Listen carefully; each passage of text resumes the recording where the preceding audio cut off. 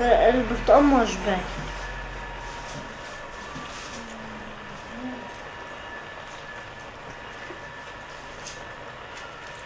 بابا انا يا بابا بنقي الطماطم بشوفها حلوه ولا وحشه، وبحوش البتاع اللي فوق.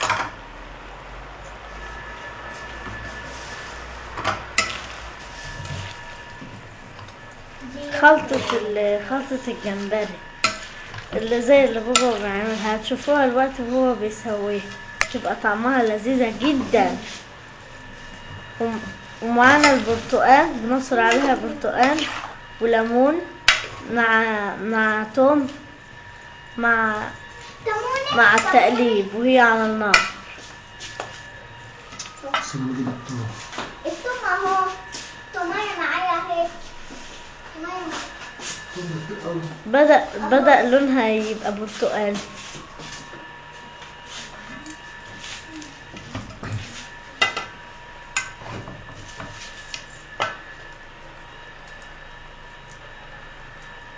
دلوقتي بنقطع الثوم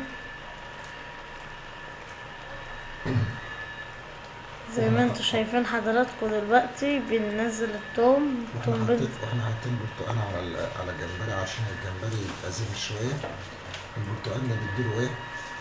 البرتقال ده بيديله اكزيما كده يعني، عشان يشيل الزفاره شويه. لو في زفاره في اي حاجه بتتشال يعني مع الجمبري. تيجي بتاكل الجمبري تلاقيه مسكر مع حامض يعني جميل كده. والزفاره اهم حاجه، الزفاره الواحد ما يشيل من الزفاره. وليمون برضه اهم حاجه الليمون. ما اهم حاجه الليمون عشان يزيل الزفاره. الريحه بسم الله ما شاء الله لو تشموها يعني. الجمبري بيبقى اصلا صغير وبيبقى عايز ايه يعني، بيبقى شارب رمل كتير، بيتغسل زي ما انتوا شايفين الجمبري بدأ يبقى لونه برتقاني، واحنا مستعدين للأكلة.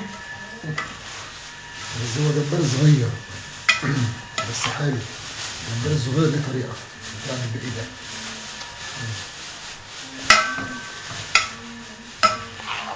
أي حاجة صغيرة لازم تتعامل بإيه كده. هو دي طريقة الجمبري.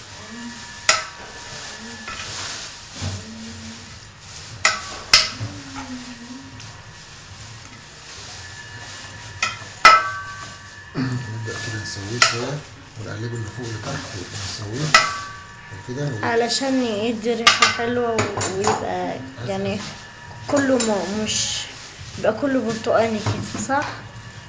لا البرتقال ده بيديله بقى ايه، تيجي تشميه ما تلاقيش اصل الجمبري ريحة أي زفارة أو أثر يعني. الزهامة بتاعت الزفارة، أي نوع من السمك الزهن لما نبدأ عليه يعني كده أي حاجة. ولازم على فكرة نحطه في حاجة واسعة. ولازم ندور على الطبق. ادي ايه وجعتني. ده بقى فين الملح ولا فين التوابل؟ الملح والتوابل بقى مش محتاجين ملح ولا توابل. الملح والتوابل بقى حسب ايه رغبتنا في الآخر. بعدين يعني ايه كده ايه علشان طعم الجمبري مع يبقى فايدة يعني حلو في السحور كده. وليلتكم حلوة إن شاء الله. لو كنتوا معانا